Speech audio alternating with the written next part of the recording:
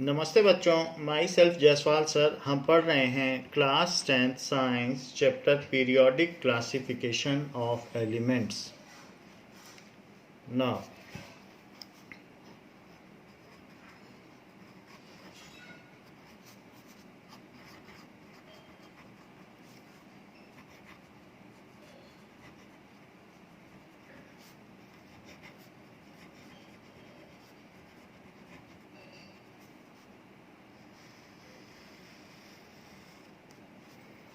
it was asked from scientist Feynman that if there is a catastrophe, अगर दुनिया ख़त्म होने वाली है और आपसे कहा जाए कि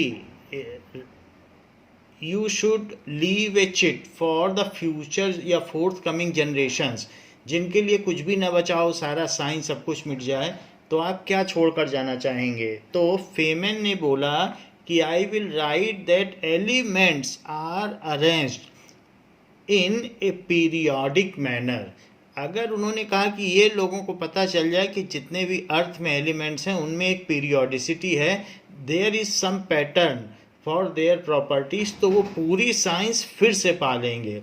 सो you can understand the gravity of this chapter, why the scientist since the birth of chemistry are pursuing the pattern for properties of elements.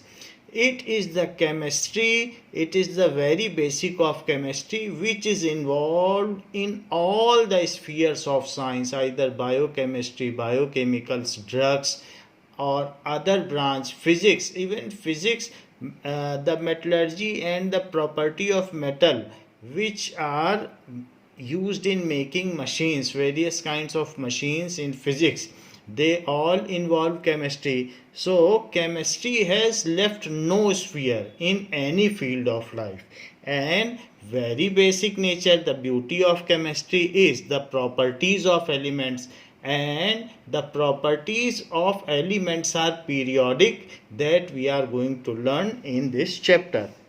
So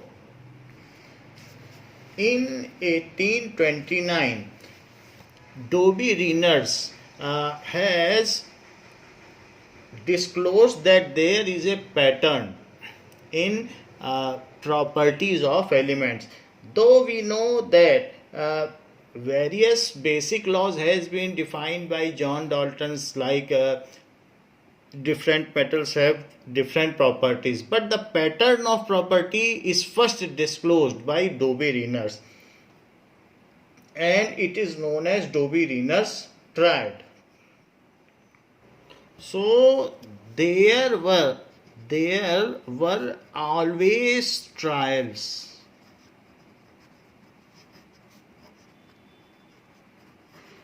To group various elements of similar type, यानी जो similar type के elements हैं उनको एक pool में रखना, ऐसा हमेशा ट्रायल रहा है साइंटिस्ट का। There were always trials to group various elements of similar type in one pool and search the pattern for their properties, कि किस पैटर्न से वो ऐसे आ रहे हैं या स्मॉलर वेरिएशन, क्योंकि विद इन पूल में भी उनमें थोड़ा ना थोड़ा वेरिएशन होता ही है। तो जैसे फर्स्ट ग्रुप के एलिमेंट्स होंगे सोडियम, लिथियम, पोटेशियम, इसी तरीके से फ्रांशियम, तो इन सब में, रुबीडियम में कुछ ना कुछ चेंज है, तो वो किस वजह से चेंज है, सारे साइंटिस्ट इसी के पीछे पड़े थे कि उनको एक पूल में रखा जाए, फिर उसमें क्यों चेंज हो रहा है उसका पता लगाने के लिए किसी फार्मूला या किसी कॉन्सेप्ट की खोज की जाए। So in one pool and find out what is the basic law in small variations of properties of element within that group। तो उस ग्रुप में जो अलग अलग एलिमेंट्स आ रहे हैं तो उनमें जो पैटर्न क्या है, किस वजह से उनमें चेंजेस आ रहे हैं, what is the basic law for variation in properties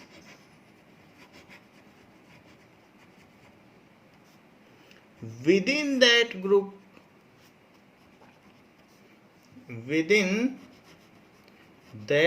उस ग्रुप में क्यों वेरिएशन आ रहा है, थोड़ा ना थोड़ा, थोड़ा थोड़ा वेरिएशन होता रहेगा, and in between different groups, और अलग अलग ग्रुप में जो वेरिएशन है वो किस वजह से है, and variation between different groups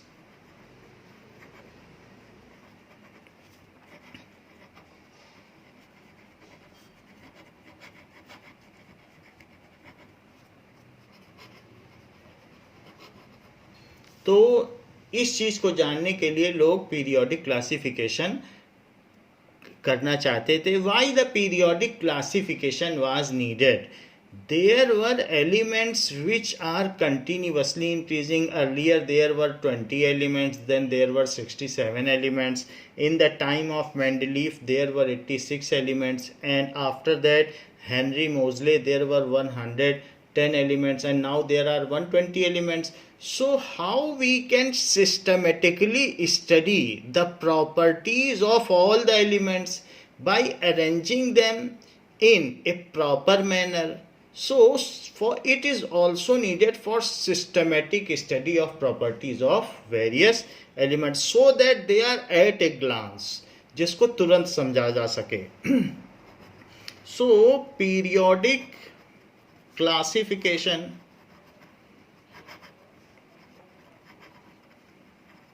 was also needed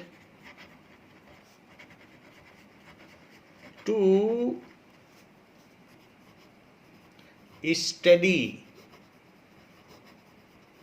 properties of all elements systematically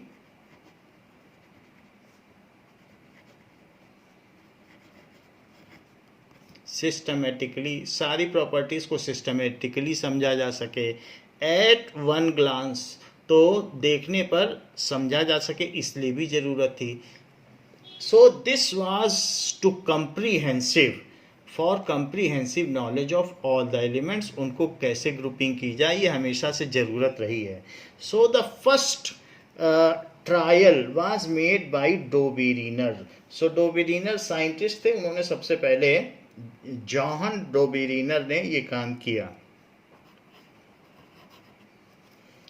now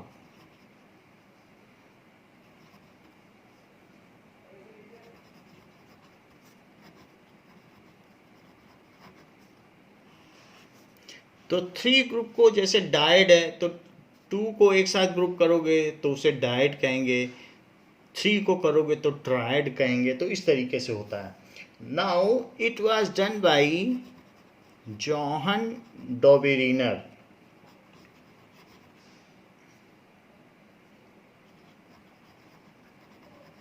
in 1829. Now उन्होंने क्या स्टेट किया कि when elements are arranged in order of increasing atomic masses, उनका लॉ है डोबेरीनर style. when elements are arranged in order of increasing atomic masses, groups of 3 elements, so that is in a group of 3 elements, in a group of 3 elements. इस तरीके से अगर हम उनको arrange करें, आप एटॉमिक मासेस तो जानते हैं अलग अलग चीज़ों के, तो जैसे आपको मालूम है कि लिथियम, सोडियम, पोटेशियम 9th में आपने पढ़ा हुआ है, तो इन सब के एटॉमिक मास आप जानते हैं और हम इनको इनके एटॉमिक मास के बढ़ते हुए क्रम में अगर प्रदर्शित करें, सो लिथियम का 7 होता है, 7U, सोडियम का 23U और पोटेशियम का 39U।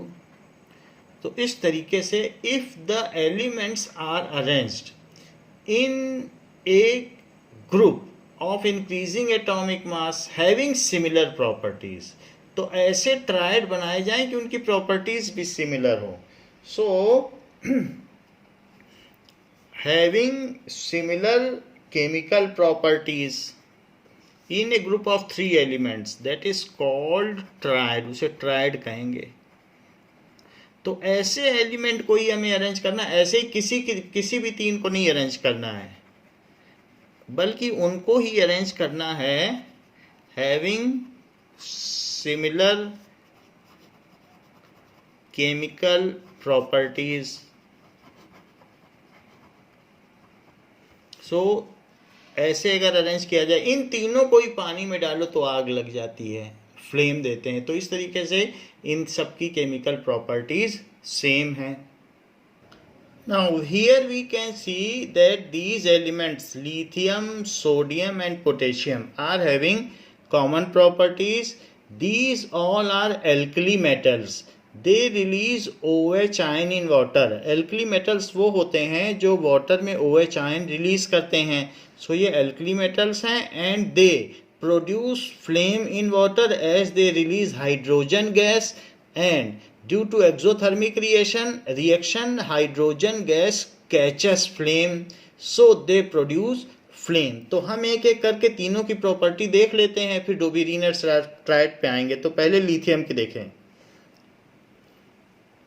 लिथियम को हमने वाटर में डाल दिया है, सो हाइड्रोजन गैस रिलीज हुई और फिर उसने आग पकड़ ली। तो आपने देखा they can be easily cut with knife. अब सोडियम को देखिए, सोडियम को भी अगर आप पानी में डालेंगे तो ये सोडियम का चंक डाल दिया वाटर में, सो इसमें भी ये थोड़ा सा और विग्रसली पकड़ रहा है, इसमें ज़्यादा फ्लेम है।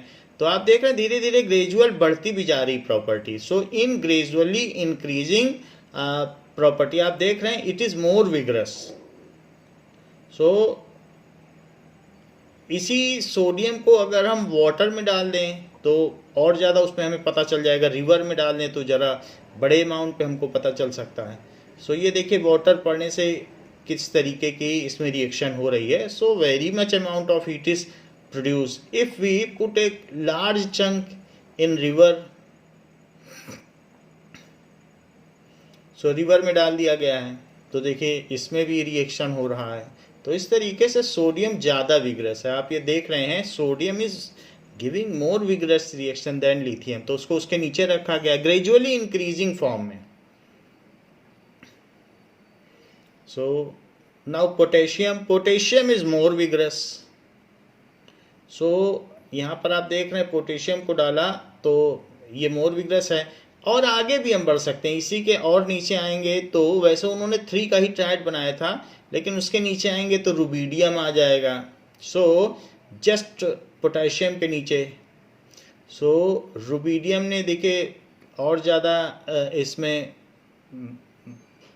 हीट जनरेट की, और सीजियम उसके नीचे सीजियम आएगा, उसने फ्लास्क तोड़ दिया, तो दैट इज़ मोर विग्रस। तो यहाँ पर भी इस तरीके से देख रहे हैं it is more vigorous than rubidium. तो ये सब एक दूसरे के नीचे आते जा रहे हैं as per there chemical properties, लेकिन सभी की केमिकल प्रॉपर्टी है सबसे नीचे फ्रांशियम है। फ्रांशियम को अगर पानी में डाल दिया जाए तो ये सबसे ज़्यादा हाईएस्ट रिएक्टिव मेटल है। जितनी भी पीरियोडिक टेबल के एलिमेंट्स हैं तो सबसे ज़्यादा हाईली रिएक्टिव है। सो इट इज शोन, आप देख रहे हैं सामने में शिप दिखाया गया है, तो शिप के पीछे कितना बड़ा ब्लास्ट है थोड़ा सा चंक डाल देने पर। It is more than A bomb. तो इस तरीके से आप देख रहे हैं कि कितना विग्रस रिएक्शन है। Now these elements have low melting point. ये 100 डिग्री सेल्सियस से लोअर मेल्टिंग पॉइंट पर ही मेल्ट हो जाते हैं।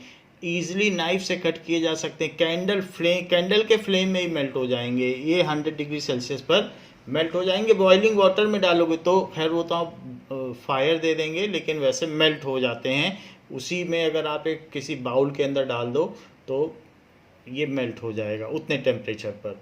तो इन सब की प्रॉपर्टीज़ कॉमन है और नीचे चलने पर बढ़ती जा रही हैं। तो हम लिथियम, सोडियम और पोटेशियम के देखें तो उन्होंने कहा कि सिमिलर प्रॉपर्टीज़ को अगर उनके एटॉमिक मास के बढ़ते हुए क्रम में लगाया जाए, increased in a group of 3 in order of increasing atomic mass, then the mass of middle element of triad is equal to arithmetic mean of the atomic mass of other two elements. Then the mass of the middle element of triad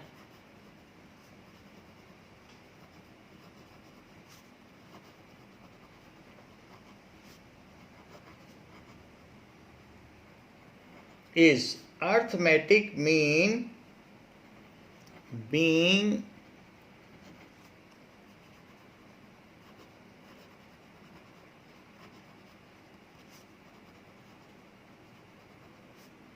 of upper and lower elements. So arithmetic mean of other two elements.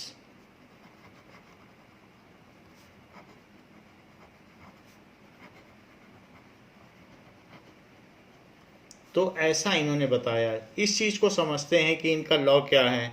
Like हमने element लिया और element कौन कौन से लिए? Alkali metals. Alkali metals क्या होते हैं? जो वाटर में OH आयन दे, कैल्शियम, मैग्नीशियम, ये सारे भी एल्कली मेटल हैं, क्योंकि अगर इसको पानी में डालोगे तो कैल्शियम हाइड्रोक्साइड, मैग्नीशियम हाइड्रोक्साइड बन जाता है, तो इसलिए ये OH आयन देते हैं। तो ये लिथियम है और सोडियम है और पोटेशियम है, इन सब को हमने डाल दिया। नाउ होता क्या है कि जो कोई भी एक ले लो, तो क्यों ये देते हैं? तो वाटर में डाल देने पर ये NaOH बनाते हैं, इस तरीके से ये OH आयन देते हैं और साथ में H2 रिलीज़ करते हैं। यही H2 फ्यूल है, इसी में आग लग जाती है। तो चूंकि ये OH आयन देते हैं तो एल्कली मेटल है। रिएक्टिव इसलिए है क्योंकि हाइड्रोजन में ये फ्लेम पकड़ लेती है और हीट भी जनरेट करते हैं, और एक्सोथर्मिक रिएक्शन है, इसी वजह से H2 में फ्लेम पकड़ लेती है। सो इसलिए इन सभी को या तो पैराफिन वैक्स, जो हम जेली पैर में लगाते हैं जब सर्दियाँ आती हैं, तो पैराफिन वैक्स में डुबो के रखा जाता है। अदरवाइज इसको केरोसिन ऑयल में रखा जाता है, जिससे कि ये एटमॉस्फेयर की एयर से रिएक्ट न कर जाए, because they are highly hygroscopic in nature, they catches fire, तो इसलिए ऐसा रखा जाता है। तो ये एल्कली मेटल भी हो गए और ये भी बता दिया आपको। अच्छा, ये तो एलिमेंट है और एटॉमिक मास देखें। ऐसा ट्रायड बनाना है, 3-3 का ट्रायड बनाना है, लिथियम 3-3 एलिमेंट का ग्रुपिंग, उसको ट्रायड कहते हैं। That is atomic mass 7U and 23U और 39U। सो ये जो आया है, it is equals to 7 + 39/2, that is equals to 46/2, it is equals to 23U। तो सिर्फ इन्होंने यही नहीं बताया, आगे की क्लासेस में आप देखेंगे कि इसकी डेंसिटी भी इन दोनों का अर्थमेटिक मीन है, इसका बॉइलिंग पॉइंट भी इन दोनों का अर्थमेटिक मीन है। अब फिजिकल जितनी भी प्रॉपर्टीज़ हैं वो सब मीन है, सिर्फ एटॉमिक मास ही इसका मीन नहीं है। So all the properties are intermediate and arithmetic mean of other two elements. तो ये चीज़ इन्होंने डोबी-रीनियर्स ने बताई। ऐसे इन्होंने 3 ट्रायड बनाए। नाउ एक और ट्रायड बनाया इन्होंने, कैल्शियम, स्ट्रॉन्शियम और बेरियम। सो का सरबा, इसी तरीके से लीना के रब CS फर, वो पूरा एलिमेंट है। बे मग का सर 12, ये सेकंड ग्रुप है, तो वो हम आगे पीरियोडिक टेबल में देख लेंगे। सो इसलिए इसमें 3 एलिमेंट्स हैं। ये सब भी अगर पानी में डाले जाएं तो हाईली रिएक्ट करते हैं, फ्लेम तो नहीं पकड़ते हैं, लेकिन बहुत हीट देते हैं, पानी बॉयल होने लगता है। तो ऐसे केस में कैल्शियम, स्ट्रोंशियम और बेरियम, इनका जो नाम है ये एल्कलाइन है, ये भी वाटर में OH आयन देते हैं, तो इसलिए इनको एल्कली भी कहते हैं। और अर्थ मेटल ऐसा क्यों कहते हैं? क्योंकि ये इतने रिएक्टिव हैं कि ये अर्थ में ना पाए जाकर के वाटर में पाए जाते हैं, सी वाटर में, जैसे NaCl, KBr। तो इस तरीके से जो एल्गे हैं तो वो ब्रोमीन के होते हैं, तो इस तरीके से KBr, इसी तरह से LiCl, ये सी में पाए जाते हैं, तो इसे सिर्फ एल्कली मेटल कहते हैं। और जबकि ये सब पाए जाते हैं अर्थ में पाए जाते हैं, लिथोस्फीयर में ही पाए जाते हैं, तो एल्कली अर्थ मेटल कहते हैं। ये भी एल्कली मेटल है क्योंकि कैल्शियम को अगर वाटर में डाल दिया जाए तो CaOH होल ट्वाइस, तो रिएक्शन फिर भी वैसी ही रहेगी। यहाँ पर 2 लगा दें तो ये चीज़, तो इस तरीके से, और हीट भी देगा, सो दे आर ऑल्सो रिएक्टिव। अब इनको हमने अरेंज कर लिया। इसका नाम है calcium, that is strontium, and next one is barium. तो ये तीनों हमने अरेंज कर लिए। इसका एटॉमिक मास, तो एटॉमिक मास है 40U, that is 88U and 137U, ऐसे हो गया। तो यहाँ हमने पहले भी आपको बताया कि ये तीनों हैं, तो ये लिथियम हो गया, ये सोडियम हो गया, ये पोटेशियम हो गया। लिथियम थोड़ा हार्ड होता है, चाकू से मुश्किल से कटता है, सोडियम इजीली कट जाता है और पोटेशियम और इजीली कट जाता है, तो इनकी प्रॉपर्टीज़ इस हिसाब से हैं। और ये रहा calcium, so calcium, this is strontium, और ये बेरियम हो गया। तो ये भी हमने 3 मेटल्स का ट्रायड बना लिया। तो इनमें अब हम देखेंगे कि जो मिडिल वन है उसका एटॉमिक मास क्या इन दोनों के एवरेज मास के बराबर होता है? तो अरिथमेटिक मीन निकालें। नाउ अब जैसे आप लोगों के मार्क्स आते हैं तो सारे मार्क्स का आप सम करके डिवाइड कर देते हो, तो इससे परसेंटेज का पता चल जाता है। तो वैसे मीन क्या होता है कि इन्हीं 2 चीज़ों का सम करके डिवाइड बाय 2 कर दो, so that is known as mean. Mean, median, mode तो हमने पीछे क्लासेस में भी पढ़ लिया है। तो वही जो मीन है वही अरिथमेटिक मीन है।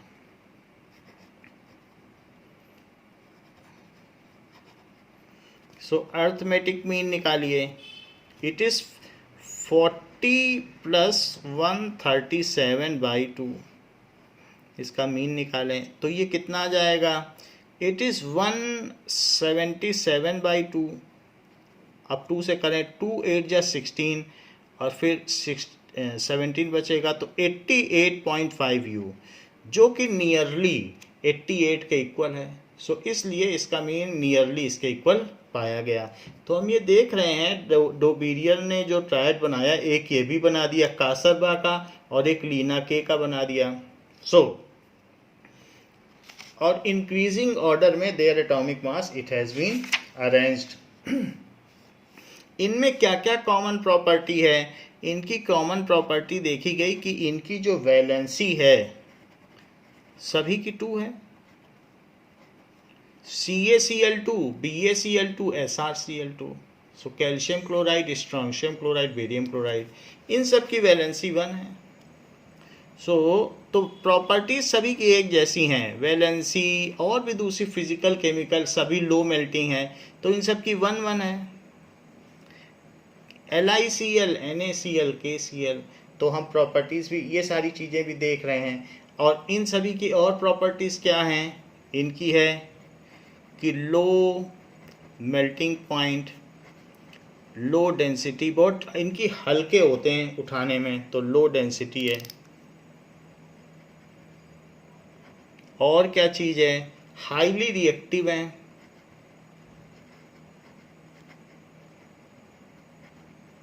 ये सारी इनकी प्रॉपर्टी है। इसी तरीके से ये भी क्या है ये दीज आर कॉमन वैलेंसी है। इसके अलावा रिएक्टिव मेटल्स हैं, ये सारे क्या हैं, रिएक्टिव हैं। हाईली रिएक्टिव तो नहीं है बट रिएक्टिव हैं। सो इसके और क्या है, इतना ही है कि ये रिएक्टिव है और इनकी वैलेंसी 2 है। तो ये सारी चीज़ें हैं। They react with water, water से रिएक्ट कर लेते हैं ना। तो यहाँ पर भी इन्होंने प्रूव कर दिया कि उसका मास उसके इक्वल है। एक और ट्रायड इन्होंने बनाया डोबिलिनर्स ने। So the third triad was made of, that is ClBrI। तो दैट इज ClBrI, फूटे कुल्हड़ बारात आई। तो इसलिए F भी आता है ऊपर, बट F को उन्होंने नहीं लिया उस समय। हो सकता है फ्लोरीन डिस्कवर ना हुआ हो, वरना FClBrI है, फूटे कुल्हड़ बारात आई। तो ये एक ग्रुप के एलिमेंट्स हैं, इनकी सारी प्रॉपर्टी एक साथ पढ़ी जाती है। तो ये भी ट्रायड है। इनको कहा जाता है हेलोजेंस। हेलोजेंस, हेलो का मतलब होता है सी, तो that is salt forming. So C salt, तो ये इसको सिर्फ सॉल्ट भी लिख सकते हैं। तो सॉल्ट, और जेन का मतलब जनरेटर, तो फॉर्मिंग, तो सॉल्ट फॉर्मिंग में NaCl, NaBr, NaI, sodium chloride, sodium bromide, इस तरीके से ये सब पाए जाते हैं। नाउ इनका क्लोरीन, ब्रोमीन, आयोडीन, आप तो नाम जानते हैं इन सबका। इनके एटॉमिक मास लिखते हैं। इनका एटॉमिक मास है 35.5 U, that is 80 U and 127 U। ये चीज़ है, जहाँ पर 1 U is equals to 1.66056 into 10⁻⁻27 kg होता है। यानी U को kg में हम एक्सप्रेस कर सकते हैं। तो हमें U पता होना चाहिए कितना होता है। तो 1 U की वैल्यू इतनी होती है। U का मतलब होता है यूनिफाइड मास, जो कि एक कार्बन एटम के 1/12 पार्ट के भी इक्वल होता है। So that is mass of C12 atom. ये जस्ट जानकारी के लिए आपको U की बात बता रहे हैं। C12 का मतलब 6 प्रोटॉन और 6 न्यूट्रॉन जिसमें हो उसे C12 कहते हैं। तो अब ये तो U की बात हो गई। इनको हेलोजेंस कहते हैं। हेलोजेंस का मतलब इन सबके सॉल्ट बनते हैं। जो क्लोरीन है वो येलो कलर की गैस है, ब्रोमीन रेड ब्राउन कलर का लिक्विड है, और आयोडीन पर्पल लश्चर है। तो ये देख लीजिए, ये क्लोरीन है, क्लोरीन येलो गैस है, ब्रोमीन लिक्विड है, और आयोडीन से इसमें वेपर्स निकलती रहती है पर्पल कलर की। यहाँ तो नहीं दिखाया गया है, लेकिन आयोडीन हम देखेंगे तो उसमें पर्पल वेपर्स भी, क्योंकि वो सब्लिमेट होता रहता है। तो ये डिफरेंट इसमें गैसेस हैं, ये चीज़ें एलिमेंट्स हैं। तो गैस, लिक्विड और क्रिस्टल्स। अब देखिए, चूंकि इन सब की कॉमन प्रॉपर्टीज क्या है, इन सब की वैलेंसी 1 है, और ये सभी नॉन मेटल हैं, और ये हाईली रिएक्टिव नॉन मेटल्स हैं। तो अब हम अरिथमेटिक मीन बनाएं।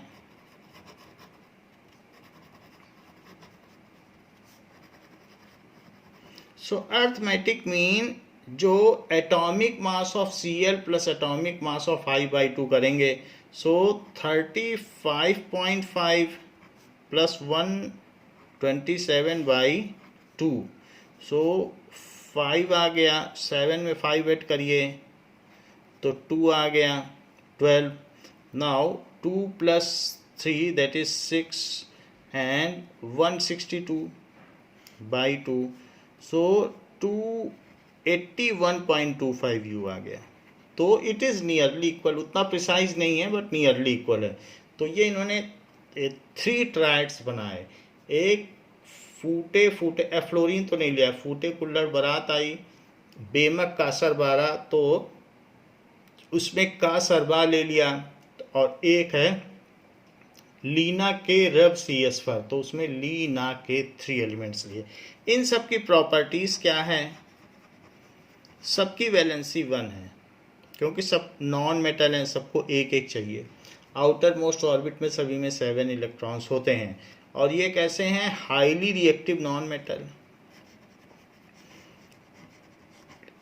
Lithium, sodium, potassium highly reactive metal हैं और ये हाईली रिएक्टिव नॉन मेटल हैं।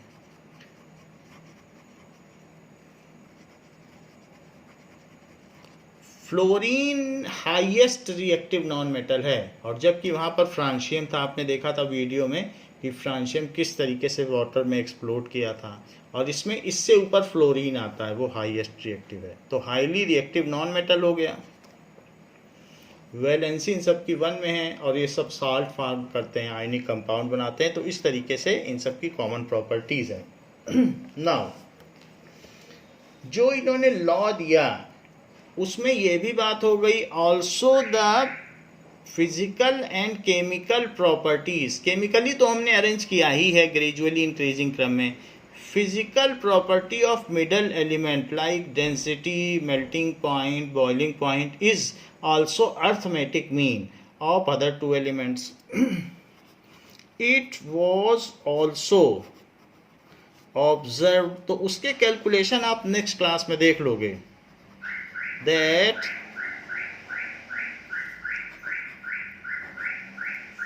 physical properties of middle element is approximately arithmetic mean, सिर्फ मीन भी लिख सकते हो, mean of other two elements of physical properties of other two elements। Physical property का यहाँ मतलब है डेंसिटी से, मेल्टिंग पॉइंट से, बॉइलिंग पॉइंट से, इन सभी प्रॉपर्टीज को देखा जाएगा तो वो भी इंटरमीडिएट निकलेंगी। इतना होने के बाद भी इनके इस क्लासिफिकेशन में कुछ कमियां रह गई। इन्होंने 3 ट्रायड्स प्रोजेक्ट किए। सो Dobby रीनर has projected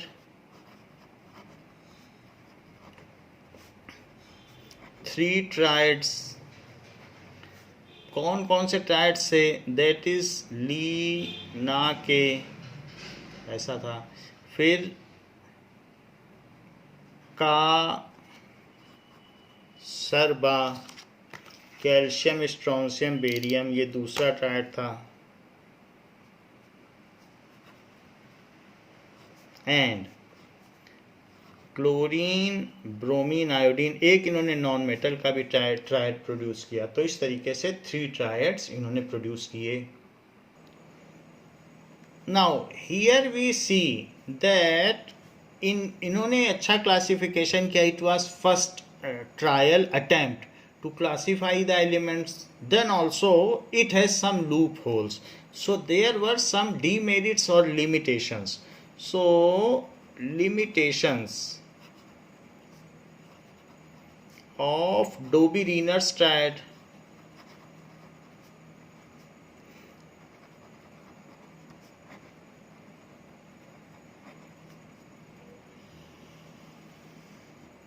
So most of the elements known at that time, there were 30 elements known at that time.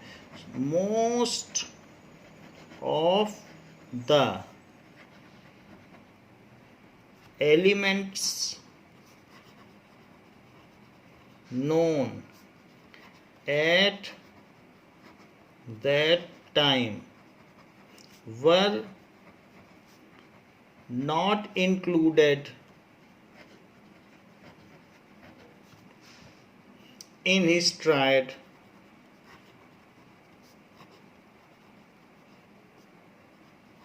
So he had included only 9 elements and made 3 triads.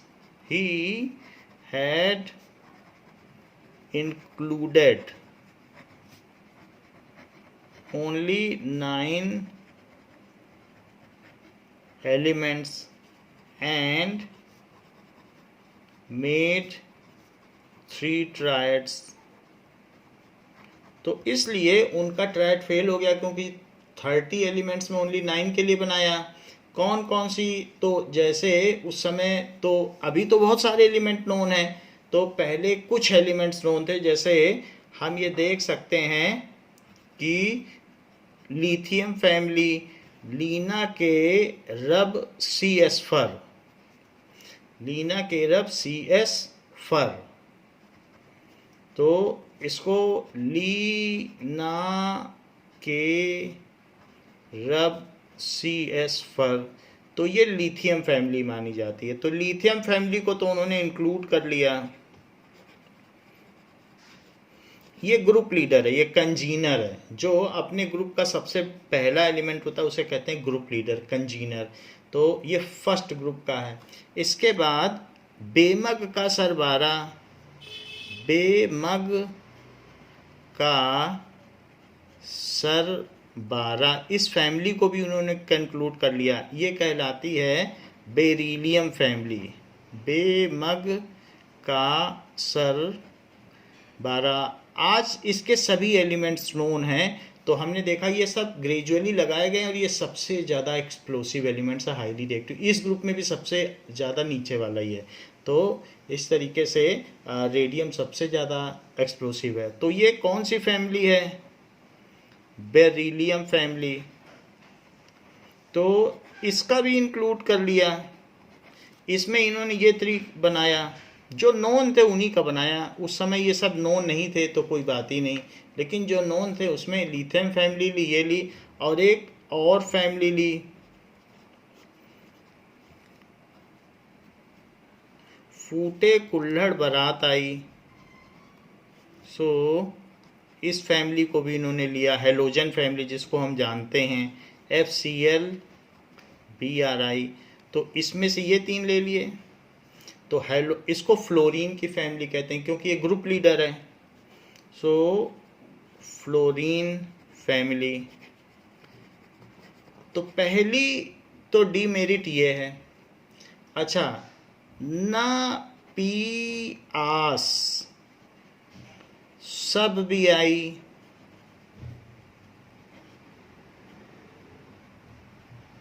तो ये ना पी आस सब भी आई, इसको nitrogen family कहते हैं क्योंकि इसका nitrogen phosphorus arsenic stibium, that is antimony, जिसको आँखों में सूरमा लगाते हैं, इसी का लगाते हैं। और बिस्मथ, ये भी शाइनिंग एलिमेंट है। तो ये नाइट्रोजन फैमिली है। तो नाइट्रोजन फैमिली के ये 3 मेंबर उस समय नोन थे, बट बड़ी चालाकी से उन्होंने इसका ट्रायड नहीं लिया क्योंकि वो उसको फॉलो नहीं करता है। यहाँ इन दोनों का जो सम है एटॉमिक मास का, वो इसके इक्वल नहीं आता है, मीन। तो इनका मीन इसके इक्वल नहीं आता तो लिया ही नहीं, जबकि ये 3 नोन थे। तो चाहते तो ले लेते, लेकिन फिर उनका ट्रायड फेल हो जाता। तो और भी आपने देखा कि इसमें तो आइडेंटिकली फॉलो करता है, यहाँ डेविएट होता है, यहाँ तो बिल्कुल भी फॉलो नहीं करता। तो इसलिए nitrogen family elements do not follow this triad. ये तीनों ट्रायड को फॉलो नहीं करते हैं, जबकि ये और ये करते हैं। तो 2 डिमेरिट है। Nitrogen family elements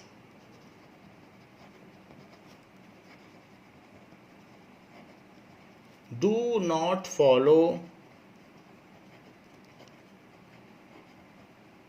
rules of triad. तो जो रूल ऑफ ट्रायड है वो नहीं फॉलो करते हैं, रूल्स ऑफ ट्रायड। तो एक ये गड़बड़ी हो गई। तो उन्हीं के समय में उपस्थित जो वो है फैमिली, वही नहीं फॉलो कर रही थी। तो फिर भी उनका एक प्रयास था, उन्होंने विजन था जो अपना बताया। सो that's why as his triad is having so much demerits and limitations, so do not extend this tried and let us search for some better option or better classification. So the next classification was projected by Newland. So it was Newland's law of octave. Now Newlands का अष्टक नियम.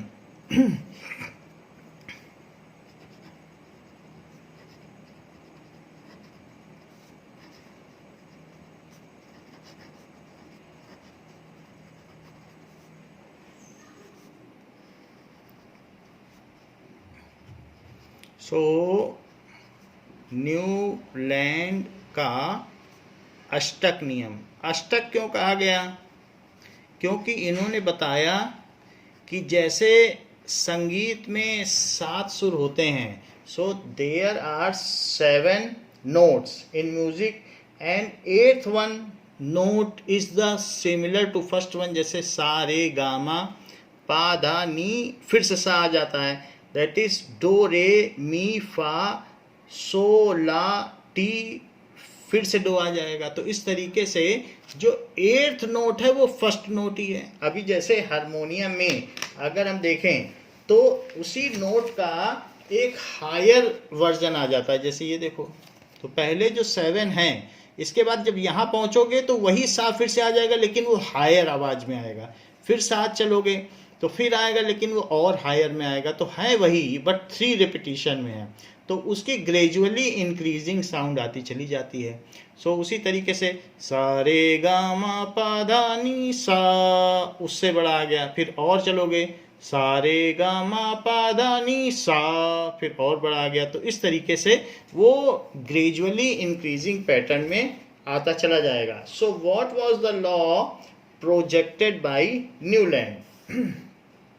सो John Newland has projected his law in 1864, जबकि जो पिछला law था वो 1829 में हुआ. और इस तरीके से 35 इयर्स के बाद दूसरा लॉ आया. It was John Newland.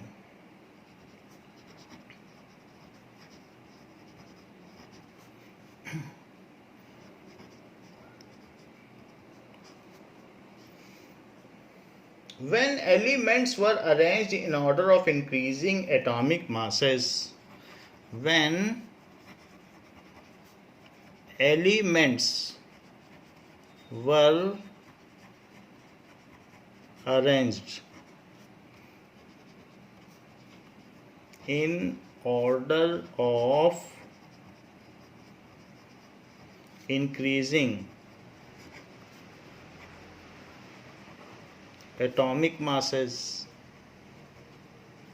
सो अगर हम एलिमेंट्स को, तत्वों को उनके परमाणु भार के बढ़ते हुए क्रम में लगाया जाए, then the properties of 8th element,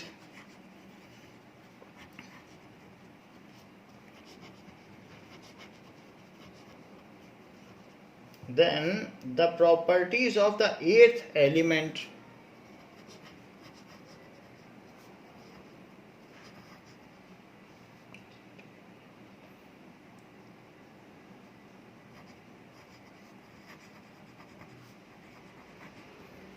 starting from a given element, किसी भी एलिमेंट से आप स्टार्ट करो, सारे गामा पादा नीसा से ना आप करो, रेगा मापा से करो.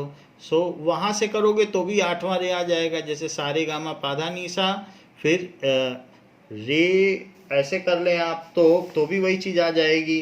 रेगा मापा धानी सा रे, रेगा मापा धानी सा रे, तो रे पे आ गए आप. इसी तरह से आप चाहें तो गा से शुरू कर सकते हैं. जहां से शुरू करोगे 8th एलिमेंट उसी के जैसी प्रॉपर्टी रखेगा. तो इन्होंने कहा अगर सारे एलिमेंट जितने भी नोन है सबको एक साथ सजा दो तो हर 8वें एलिमेंट की प्रॉपर्टी पहले एलिमेंट के बराबर होगी. So the property of 8th element is starting from a given element.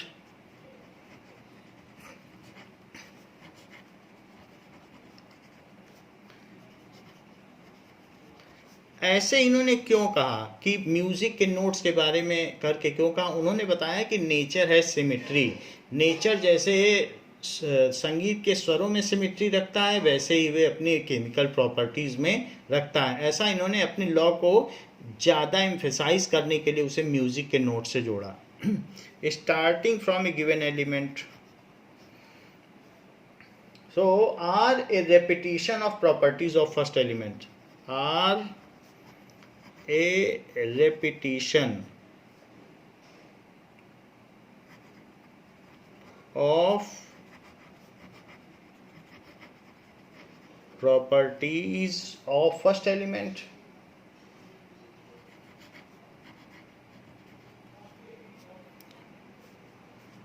of the first element।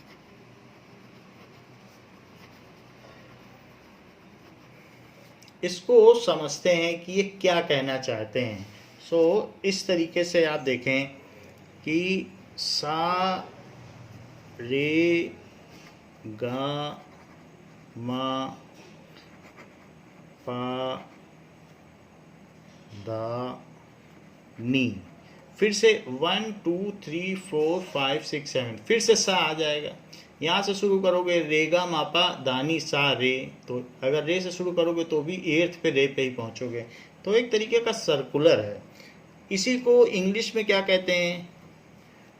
Dough रे मी फा सो ला टी रे।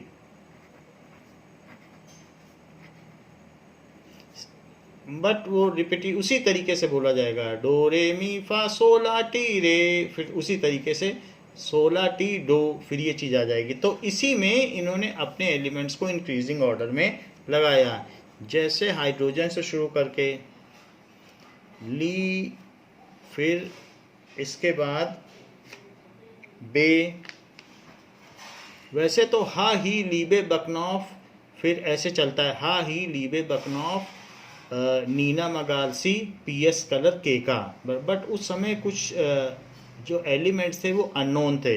हम 20 एलिमेंट्स को एक निमोनिक्स के जरिए जान सकते हैं कि हा ही लीबे बकनॉफ नीना मग आलसी पीएस कलर के का।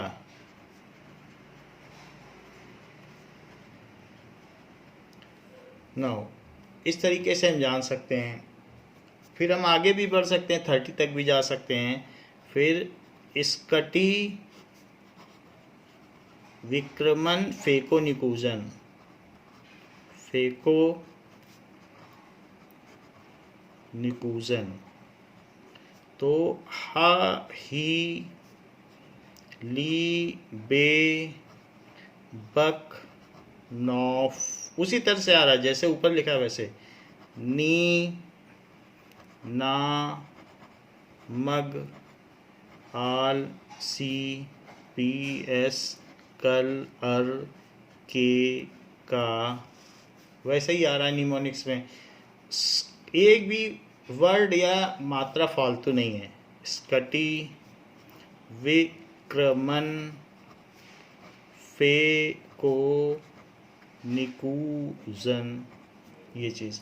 तो अगर आप देखें तो 1 2 3 4 5 6 ये उनके एटॉमिक नंबर, एटॉमिक मासेस के ही एटॉमिक नंबर आप लिखते हैं एटॉमिक नंबर के क्रम से कि कितने कितने इलेक्ट्रॉन है इसमें। 1 इलेक्ट्रॉन 2 इलेक्ट्रॉन, फिर 1 प्रोटॉन 2 प्रोटॉन, इस तरीके से चल रहा है। तो उसी तरीके से उनका एटॉमिक मास भी है। लेकिन हम हीलियम यहाँ छोड़ देंगे क्योंकि उस समय नोबेल गैसेस, क्योंकि इनर्ट थी नोबेल गैसेस, तो उस समय उनका डिस्कवरी नहीं हुआ था, इसलिए यहाँ पर हम इनको छोड़ रहे हैं। हा ली बे बक नौ, फिर यहाँ पर एफ आ गया। देखिए लीबे बकनौ, फिर नींद, इसको छोड़ दीजिए। नामक आलसी, आल सी पी एस कल अर को छोड़ दीजिए, फिर के का, कैल्शियम ले लीजिए, ये चीज़ हो गई। फिर इसके बाद ये सब आने चाहिए थे, लेकिन कुछ एलिमेंट्स नहीं उस समय डिस्कवर हुए थे, तो उन्होंने ये 3 छोड़ दिए। जब डिस्कवरी नहीं हुई, फिर उसके बाद उन्होंने ऐसे ही एब्रप्टली रखना शुरू कर दिया, जो जो डिस्कवर थे ऐसे ही रख दिया। तो फिर ये डिस्कवर था तो ये रख दिया। फिर स्कटी, इसको इनके एटॉमिक मासेस इनको पता नहीं थे, ये पता था तो इसमें इन्होंने इन्वर्टेड कर दिया, इन्वर्टेड ऑर्डर। तो फिर इसके बाद टीआई को रख दिया, टाइटेनियम, जिसके नाम पे टाइटेनिक बना है। ये बहुत शाइनिंग और इसमें काफ़ी ज़्यादा लोड बियरिंग प्रॉपर्टी होती है, टेंसाइल स्ट्रेंथ, तो टाइटेनियम के नाम पे ही टाइटेनिक का नाम रखा गया है। नाउ तो ये चीज़ हो गई। अब देखें तो यहाँ पर इसमें इन्वर्टेड ऑर्डर आ गया। फिर एमएन पता था, फिर एमएन तो ठीक ठीक रखा है, यहीं पे इन्वर्टेड ऑर्डर आया है क्रोमियम और टाइटेनियम में। फिर मैग्नीज रखा, फिर इसके बाद एफई भी ठीक आ गया, इसके बाद एफई रख दिया। उसके बाद नाउ कोनी, इन दोनों का एक ही में रख दिया। तो कई कमियां हैं, बट इन्होंने भी अपना एक ट्रायल किया, ये दोनों एक साथ रख दिए। फिर जन ऐसे रख दिया। फिर आगे भी एलिमेंट्स आते गए, तो वाइजर, नबी, मॉट, क्रू, रेशपी, दाग सीधी, तो हम वो बाद में देखेंगे।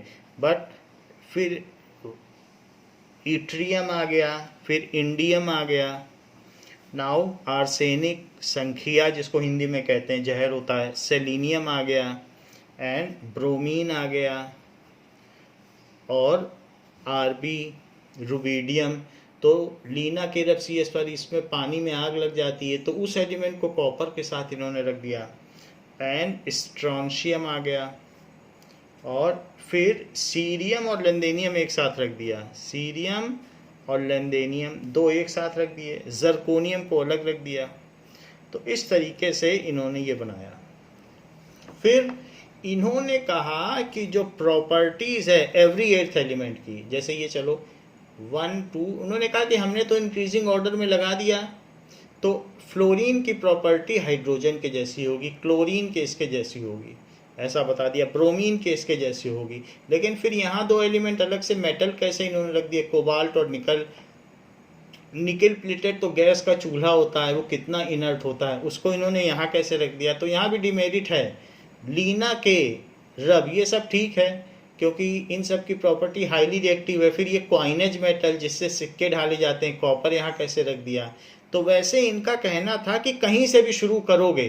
सो if elements are arranged in increasing order of their atomic mass, इनका एटॉमिक मास बढ़ता ही जा रहा है, then property of every eighth element, जैसे यहाँ से शुरू करो 1 2 3 4 5 6 7 8, 8वें एलिमेंट की प्रॉपर्टी पहले एलिमेंट्स के बराबर होगी जहाँ से आपने शुरू किया। यहाँ से शुरू कर लो, तो 1 2 3 4 5 6 7 8, तो बेमग का सर 12 होता है। तो बेमग का सर तो ठीक है, ये जिंक बीच में डाल दिया, जबकि जिंक ज़्यादा इनर्ट है।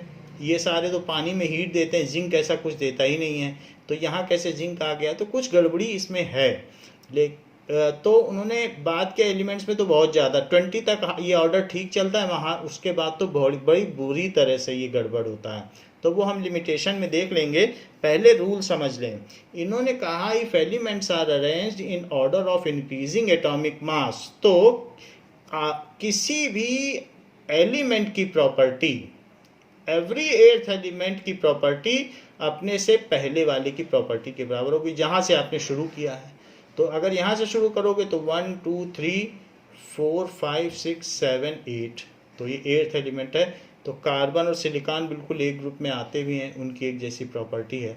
लेकिन अब टाइटेनियम कैसे उसके साथ आ गया, मेटल डाल देते हैं। कहीं आप देखो न पी आस, आर्सेनिक आना चाहिए तो यहाँ Mn आ गया, न पी आस सब भी आई, हमने पीछे लिखा भी है नाइट्रोजन फैमिली, तो वहाँ पर ये Mn कैसे आ गया इसके साथ। ऑक्सीजन सल्फर उसके साथ Fe डाल दिया, तो यहाँ कई प्रॉब्लम हैं इनके में भी। लेकिन फिर भी इन्होंने ये बता दिया कि अगर आप इंक्रीजिंग ऑर्डर में लगाओगे, now it has been stated by the law कि अगर हम इंक्रीजिंग ऑर्डर में लगाएंगे तो किसी भी एलिमेंट, 8वें एलिमेंट की प्रॉपर्टी पहले वाले के एलिमेंट के इक्वल होगी जहां से आपने गिनती शुरू की है। सो हमने सबको लगा दिया, कहीं की भी देखोगे तो उससे पीछे 8 चले जाओ उसके इक्वल होगी। और कहीं कहीं ठीक भी लग रहा है, जैसे आप देख सकते हो कि एक ट्रायड तो यहाँ मिल भी गया, डोबी रीनर का ट्रायड, तो ये सारे सही अरेंज किए गए हैं। यहाँ बात गड़बड़ हो गई क्योंकि FCl के आगे Br आना चाहिए बट ये बीच में आ गया, और यहाँ पर फ्लोरीन क्लोरीन यहाँ नहीं मिल पाया, तो एक ही ट्रायड मिला है इसमें। और तो का सरबा तो वो भी यहाँ पे बेरियम तक के पहुँच नहीं पाए। So there are certain limitations. क्या क्या लिमिटेशंस हैं जरा हम देखें। So limitations of Newlands law of octave.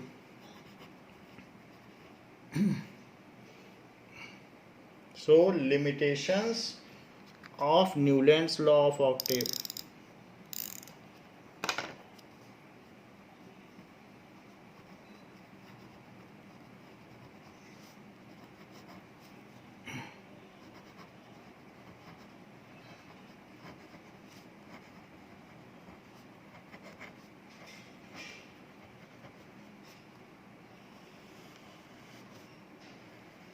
फिर कुछ दिनों बाद में इसकी सबकी डिस्कवरी हो गई, तो अब यहाँ हीलियम भी आ गया बीच में, क्योंकि अब जब डिस्कवरी हो गई तो इंक्रीजिंग ऑर्डर में लगाया जाएगा, तो हीलियम आ गया, हीलियम आ गया। यहाँ पर फ्लोरीन के बाद क्या आ गया, नियॉन, और इसी तरीके से क्लोरीन के बाद आर्गन आ गया। तो लोगों ने बोला कि अब तो 9th एलिमेंट मिलने लगा, क्योंकि यहाँ से शुरू करोगे तो 1 2 3 4 5 6 7 8 9th element. So every 9th element is having same property with the first element. तो लोगों ने उनका इस तरीके से मजाक उड़ाया कि क्या अब संगीत में 9 स्वर हो गए हैं, पहले 7 स्वर थे तो फिर 8वां स्वर मेल खाता था। तो इस तरीके से जो वेरी बेसिक इन्होंने लिखा था कि नेचर एक जैसा होता है, जैसे संगीत में 8वां स्वर पहले के इक्वल होता है तो वैसे हमारी 8th की प्रॉपर्टी पहले के इक्वल है। तो लोगों ने बोला क्या अब संगीत में 8 स्वर हो गए हैं कि 9वां स्वर पहले के इक्वल मिल रहा है। तो इस वजह से भी इनका जो लॉ था वो टम्बल डाउन हो गया, लड़खड़ा गया। So when noble gases were discovered,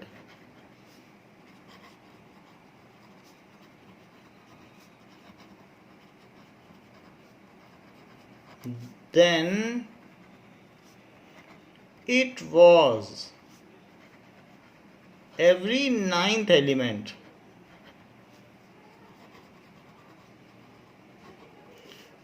whose property resemble with the first element from where we start.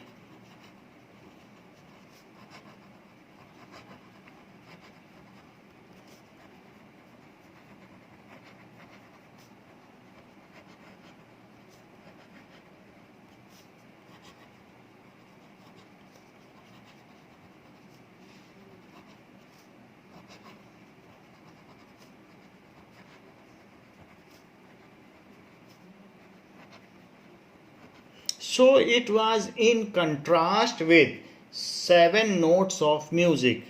So it was, तो ये उसके विरोध में हो गया, in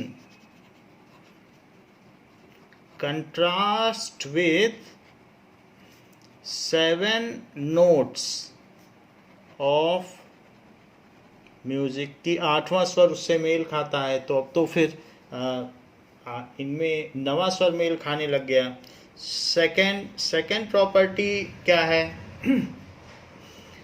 the law runs better up to first 20 elements, after that the law is not obeyed properly. The law runs better only up to calcium, first 20 elements के लिए ही है।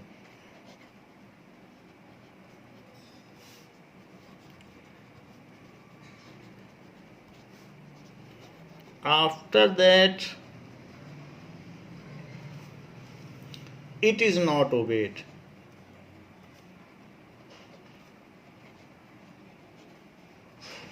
तो ये फॉलो नहीं करता।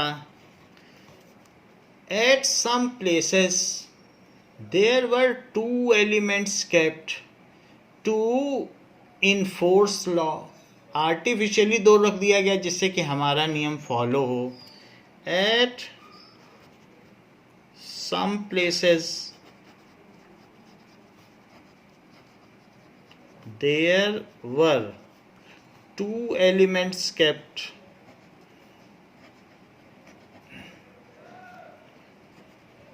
to enforce law.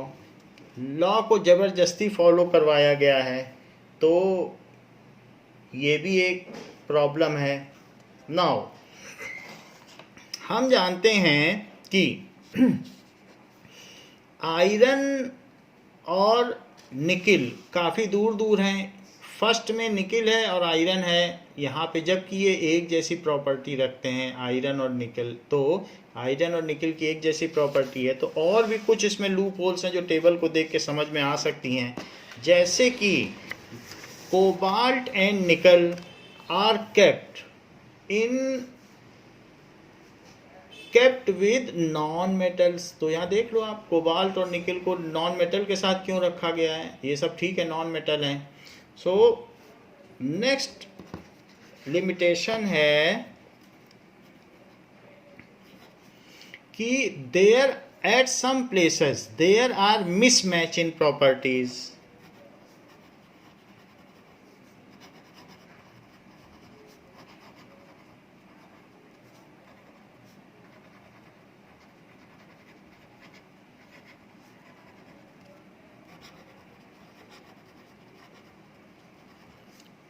As cobalt and nickel is kept along with halogens, क्योंकि fluorine, chlorine, bromine तो हेलोजेंस हैं साल्ट फार्मिंग, तो क्यों रखा गया है उनको हेलोजेंस के साथ जो कि नॉन मेटल्स हैं? और जबकि कोबाल्ट और निकिल काफ़ी अच्छे मेटल्स हैं, तो ऐसा नहीं करना चाहिए। एंड इसके अलावा क्वाइनेज मेटल कॉपर है, इसके क्वाइन बनाए जाते हैं। तो क्वाइन तो ऐसा नहीं होता कि पानी में डाल दो तो आग लग जाए, तो क्वाइन तो काफ़ी दिन चलता है। So coinage metal copper is kept along with alkali metals, उनके साथ वो तो पानी में डालते ही आग लग जाती है। So coinage metal copper is kept along with, तो ये मिसमैच है। एल्कली मेटल जो कि हाईली रिएक्टिव होते हैं, तो ये भी गलत काम किया गया है। तो इस तरीके से हम देखते हैं iron is kept in a non metal pool, तो ये सभी नॉन मेटल हैं। ओ ससी टीपो, तो ये वाला ग्रुप जो है उसमें आयरन कहाँ से आ गया? Iron is kept in non metal pool. Titanium जैसा कितना अच्छा मेटल जिसके नाम पे जहाज बनाया गया हो, उसको कार्बन और सिलिकॉन जैसे नॉन मेटल के साथ रख रहे हैं, ये गलत बात है। So titanium is a best metal. तो इस तरीके से बहुत सारी कमियां हैं, तो ज़्यादा कमियां भी किसी चीज़ की गिनाना अच्छा नहीं है। सो ये कहा जा सकता है कि देयर आर ऑल्सो अदर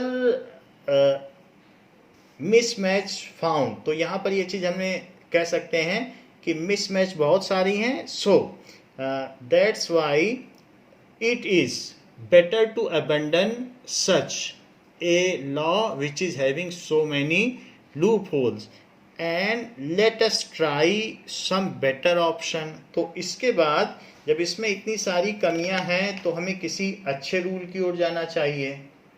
तो उसके लिए हम मेंडलीव्स पीरियोडिक टेबल पर जाएंगे जो इससे काफ़ी अच्छी है।